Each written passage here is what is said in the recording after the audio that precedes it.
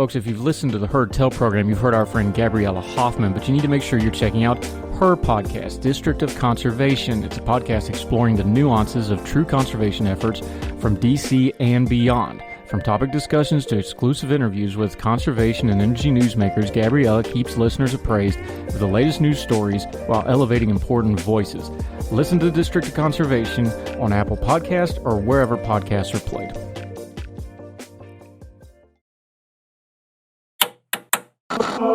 With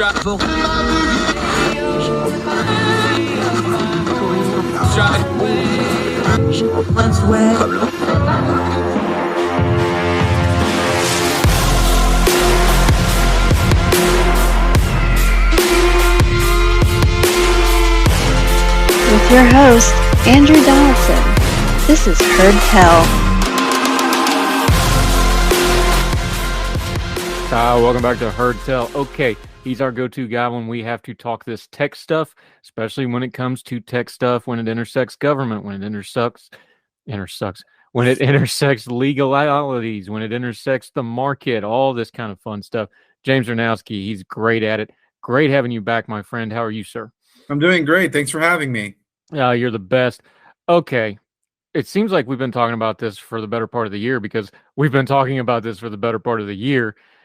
Elon Musk is actually kind of sort of going to really for realsy this time going to buy Twitter, right? I think it's been nothing short of a turbulent time when we look at the progression of events that is Elon Musk and Twitter, right? He wanted to go and buy it. Then he got a little cold feet with the bot data. Then he tried to sue to go and get that information. And then Twitter tried to force him to get into buying the company.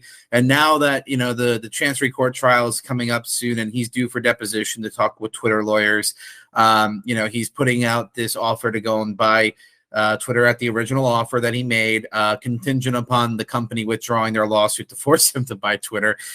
So it's been a fascinating ride, to say the least, Andrew.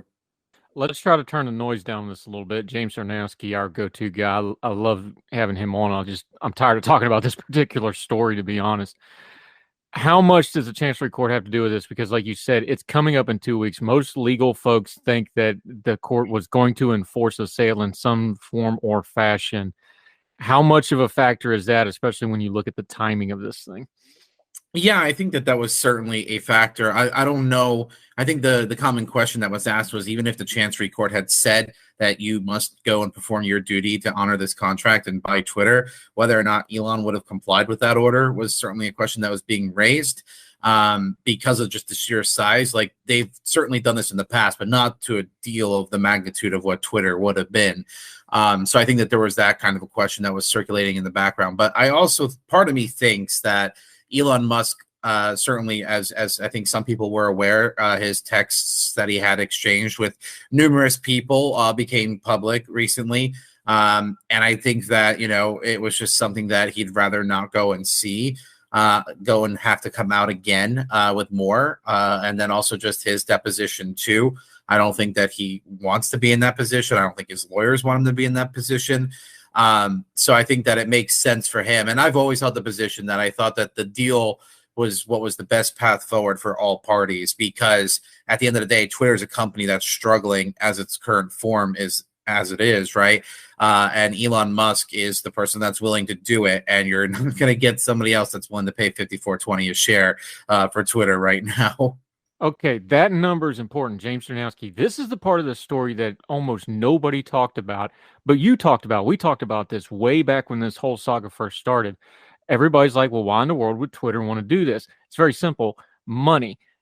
Basically, I've got some data here, brother, and you can explain this to me a little better because you're better at this stuff than I am. But if you took Twitter as a standalone company with the profit loss margin it has, with what it makes, with what it brings in, it lost $221 million in 2021. Its revenue was somewhere around $5 billion. The stock price bounced between 31 and 69. That's because of the Musk stuff. So it was all over the place. So a normal company, you would rate that company somewhere in the range of $13 to $15 billion. He offered him $44 billion. That's why the company wants to push this through. They're never going to get an offer as good as this, especially for a company. It's not Facebook. It's not Meta. They're not making money hand over fist. This is the best deal they're ever going to get, probably by a factor of 2 or 3, right? Yeah, right now, if you look at least by the Dow Jones price point of Twitter versus what Elon Musk offered to buy it, it's like a 20% premium on the shareholder price that they want to go and offer there. And I think part of the reason why Elon made that aggressive offer is that it was a way to counter a defense that Twitter might have employed to stop him from getting the deal. Because they have a fiduciary responsibility to present this to shareholders. And if they're going to go and say no to the deal, they would have had to have come up with another plan for it. And I think that when Musk made the offer he did, it was in part to try to force their hand to not really be able to employ some of those strategies. So I think that when we're looking at it, yeah, Twitter, especially if the Musk deal fell apart and he had to go and pay all kinds of fines and fees and breakups, you would not find a buyer for Twitter that was going to go and pay 40 some odd $billion for it. So yeah, this was a great deal for Twitter, obviously. And now assuming that everything goes and moves forward, it'll be interesting to see how this all transpires. Yeah, James Czerniawski joining us. All right. Everybody wants to project what's going to happen. Let's assume Elon Musk does take over the company, or at least on paper is the owner of the company. Let me play the other side of this because I'm more Elon skeptical than you are. Mm-hmm. Let me pitch it to you this way. Elon Musk, we have quite a bit of book on him publicly now. He chases shiny objects. He gets obsessed with something for periods of time, and then he moves on to some other obsession for a period of time. He's kind of taken some lumps on this. He's taken some black eyes on this. This has gone on way longer than they thought. Is part of this possible that he does take over the company, but he also kind of loses interest in it, and it's going to hurt financially because he's paying a lot of money for it. He hears stuff like this. Is there a possibility that he does buy this, but ends up staying rather hands off with it for the foreseeable future, and there may not be a huge amount of change, at least notable change, anytime soon? Yeah, I think that this is actually where we have a little bit more agreement than you might realize, because I don't want Elon being very hands-on on Twitter because he's already running Starlink. He's already running Tesla. The man is running like a chicken without his head on, trying to go and manage all of this, and adding on Twitter on top of that, which is in a radically different vector of business types. I think that would not be great for Twitter, Tesla, or Starlink. And I think for Elon, the best strategy moving forward, and it remains to be seen if this is what he does, but I think that he needs to identify people that, he believes in his vision and that he thinks that they can go and execute on that vision that he has for the company. Which apparently is an everything app, whatever that means. So I think that if I were in his shoes, and if I'm even just an outside investor or a person that's like looking at this elsewhere, I would want to see Elon not necessarily being so directly involved. Maybe he has obviously a role on the board and keeps appraised of matters that way. But I think that it's in his best interest to let other people run it and try to execute his vision for this app. Yeah, James Czerniawski joining us. I think there's a part to that because running a social media platform as big as this, it takes an army of engineers to do this. The minutia and the data sets and what it actually does, I think he's going to get bored with it. I don't think he's going to want to really get hands-on with some of that stuff. I think he probably ends up delegating some of this. One other thing towards that point, though, you were tweeting about this, and I thought your point was excellent. You were responding to Ben Collins, who's MSNBC's tech reporter. A lot of people freaking out about Musk in the political and cultural sense owning Twitter. I'm more concerned about it because I think he's erratic as a business leader more than his politics. A lot of people are worried about the politics of it. You made a great point, and you said everybody needs to calm down. I'm quoting you here.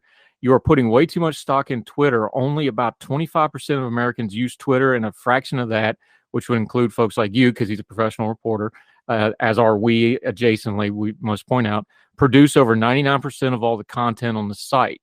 Twitter is not real life. Stop. I agree with you on this. I love Twitter. I see that there could be a potential problem because of the way Musk conducts himself, but I also understand Twitter's mostly, it's almost, there's an institutional part of Twitter that drives most of Twitter that's going to react to Musk. I'm not sure Musk is really going to be able to control it. I think everybody probably does need to calm down a little bit as far as the doom and gloom, don't you? Yeah, absolutely. And I've always been very consistent on this point. I think that Republicans are probably holding it up as a holy grail a little too much. And I think Democrats think of it as like a meteor way too much. I think that Musk on Twitter is going to look different than Twitter in its current form naturally because it's a different ownership team. that's going to be handling things. So there's going to be some divergence, but I don't think it's going to be some radical departure from what we're seeing right now. I think it would be a lot closer to what Twitter is right now than it is going to be, let's say, from like a Parler, which is where you start hearing some of the lichens getting dropped when he talks about this, or people talking about this deal more broadly speaking. I don't think that that's what we would see here. I think that, Elon does want to allow for more discussion to be up more broadly speaking, but I don't necessarily think that that means that this turns into a cesspool platform. And again, to the point, I do think that people put too much stock into what goes on Twitter in terms of the impact it has on elections, etc. That's just a personal feeling. I'm not sure that that's like, something that can be bore out by the data, but I wouldn't be surprised, if it didn't have as much of an impact as people thought it did. Yeah, and first of all, I'm biased here because I love Twitter. That's my primary platform. I do everything on. That's what kind of got me into all the things we're doing, including doing this show and my writing stuff. I want it to continue kind of as it is. I also know it can't, just business-wise and technology-wise, but I think we all need to have a little bit of faith here. And I'm an Elon skeptic, so I'm concerned, but I don't think we should panic it. Plus, he's going to have a lot of eyeballs on him when they have those first couple of meetings and they see what's in. Because here's the thing: when he says, "Oh, well, make this happen," then he's going to get a 600 slide PowerPoint of, okay, here's all the technical stuff we need to make that happen, and then things change. That doesn't make for good copy, but that's how those things go, isn't it? You do the backside of this. That's what doesn't get reported on, and that's going to be kind of a guardrail in its own fact. That look, this is a massive platform. It's not going to change overnight, even if he wanted to. No, you're absolutely right. That's always one of the chief problems. Like, it's very easy to be a critic as an armchair CEO. It's a lot different to be in charge of the ship in question here. To your point, there's a lot of technical difficulties that come with managing social media companies that I don't think necessarily translate over to the other companies that he works on right now. I think that, those kinds of problems are unique. And, it'll be interesting to see how he goes and tackles those issues. But to your point, you like Twitter as it is. I certainly don't necessarily have much issue with Twitter as it is. But my running thing that I like to tell people about this is, because some people wanted to go and say, well, Twitter was like one of the best platforms for civil management of hate speech, etc. And I'm like, well, you can only be who you can afford to be. And Twitter could not afford to be the company that it is right now. And that's why you're seeing the change that's going to likely come should Elon Musk actually take over Twitter. So that's just the reality of the situation. You can really only afford to be who you can actually be, right? Yep, and I'm right where I've been. I love the SpaceX stuff. I'm skeptical of the Tesla stuff, and I'm kind of apprehensive about Twitter, but we'll see where it goes. I'll try to keep an open mind. You keep pitching Elon Musk to me, though, and I'll keep fighting back, and we'll keep having great conversation about it. James Czerniawski, you're the best, buddy. You've been very in demand because you're just that good. Let folks know what you've got going on, where you've been, until we get you back on Heard Tell again real soon. Yeah. I've just been traveling around doing the circuit, talking about the good Lord stuff of tech policy and what's going on. You can follow me on Twitter at JamesCZ19. Always a pleasure talking with you, my friend, and look forward to coming on soon again. Yeah, we're gonna have to dish out this 2:30 thing because everybody's losing their mind and they don't understand that this Supreme Court hearing is going to be very narrowly focused to terrorism. So we're gonna dig into that one with you pretty soon. James Czerniawski, follow him, listen to him. He's got good stuff. Great talking to you, my friend. Great talking to you. Take care, sir.